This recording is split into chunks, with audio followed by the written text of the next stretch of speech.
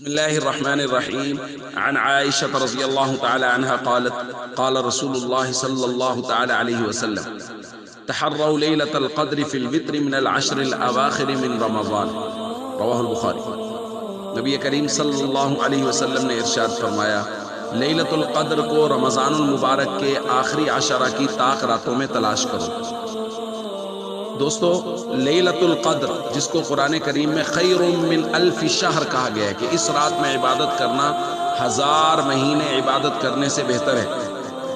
اس رات کو باقاعدہ تلاش کرنے کا حکم ہے، اور خود نبی کریم صلی اللہ علیہ وسلم نے اس رات کو تلاش کیا۔ پہلے عشرہ، دوسرے عشرہ اور پھر تیسرے عشرہ کی طاق راتوں کا حکم ارشاد فرمایا کہ تیسرے عشرہ کی طاق راتوں میں اس رات کو تلاش کرو۔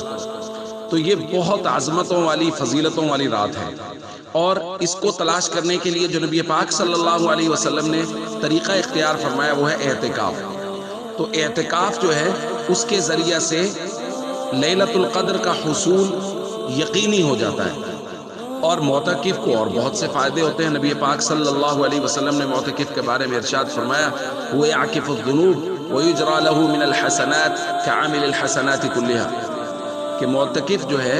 وہ گناہوں سے محفوظ رہتا ہے، اور اس کے لیے نیکیاں ایسے جاری کر دی جاتی ہیں جیسے نیکیاں کرنے والا، کہ جس طرح اس کے نامہ اعمال میں لکھا جاتا ہے معتکف مسجد میں بیٹھا ہے، وہ نیکی کر نہیں رہا لیکن اس کے نامہ اعمال میں لکھی جا رہی ہے، یعنی وہ نیکی جو وہ وہاں مسجد میں بیٹھے ہوئے نہیں کر سکتا، جیسے جنازے میں شرکت کر سکتا ہے، تیمارداری کرنا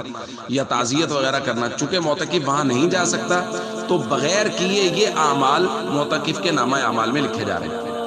تو اعتکاف کے بہت سے فضائل ہیں، اور ان میں سے سب سے بڑا فائدہ اور فضیلت یہ ہے کہ اس سے لیلۃ القدر کا حصول یقینی ہو جاتا ہے۔ اس لیے ملکی قوانین کو سامنے رکھتے ہوئے